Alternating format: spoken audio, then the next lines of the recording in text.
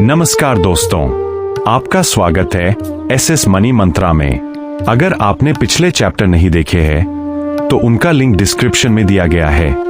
उन्हें जरूर देखें क्योंकि हर चैप्टर आपकी फाइनेंशियल नॉलेज को स्टेप बाय स्टेप मजबूत बना रहा है। आज का सवाल, क्या कम एनएवी वाला म्यूचुअल फंड खरीदना ज्यादा फायदेमंद होता है या हाई एनएवी वाला फंड महंगा होता है? अगर आपके मन में भी ये सवाल आता है तो वीडियो को अंत तक जरूर देखें क्योंकि आज आपकी एक बहुत बड़ी कंफ्यूजन दूर होने वाली है। सबसे पहले समझते हैं एनएवी यानी नेट एसेट वैल्यू क्या है। सिंपल भाषा में कहें तो एनएवी का मतलब है म्यूचुअल फंड के एक यूनिट की कीमत। जैसे शेयर मार्केट में हर शेयर की कीमत होती है, वैसे ही म्यूचुअल फंड में हर यूनिट की कीमत एनएवी कहलाती है। इसका फॉर्मूला बहुत आसान है। एनएवी बराबर है total assets minus liabilities divided by total number of units. आइए इसे एक एग्जाम्पल से समझते हैं। मान लीजिए एक म्यूचुअल फंड के टोटल एसेट्स है 100 करोड़ रुपए और टोटल यूनिट्स है 10 करोड़ यूनिट्स।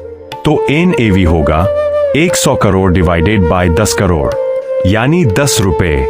इसका मतलब हुआ कि एक यूनिट की कीमत 10 रुपए है। अब सबसे बड़ा मिथ समझिए। बहुत लोग सोचते हैं कि 10 रुपए एनएवी वाला फंड सस्ता है और 100 रुपए एनएवी वाला फंड महंगा है, लेकिन ये सोच बिल्कुल गलत है। मान लीजिए आप 10,000 रुपए इन्वेस्ट करते हैं। फंड ए का एनएवी है 10 रुपए, तो आपको मिलेंगे 1000 यूनिट्स। फंड बी का एनएवी है 100 रुपए, तो आपको मिलेंगे 100 यूनिट्स।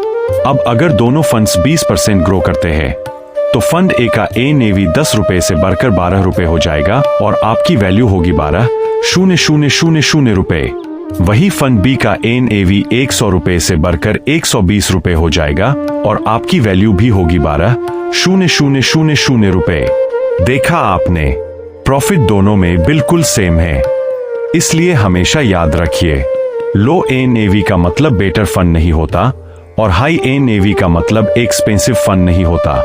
म्यूचुअल फंड चुनते समय हमेशा इन जरूरी चीजों पर ध्यान दें, जैसे fund performance, expense ratio, fund manager का ट्रैक रिकॉर्ड, रिस्क लेवल और आपका इन्वेस्टमेंट ऑब्जेक्टिव। एनएवी सिर्फ यूनिट की प्राइस बताता है, फंड की क्वालिटी नहीं। तो आज का मनी मंत्रा है, म्यूचुअल फंड में एनएवी मत देखो, फंड की क्वालिटी देखो। अगर आपको आज कुछ नया सीखने मिला हो तो वीडियो को लाइक करें, शेयर करें और चैनल को सब्सक्राइब करना मत भूलिए। कमेंट में जरूर बताइए, क्या आप भी पहले एनएवी देखकर ही फंड सेलेक्ट करते थे?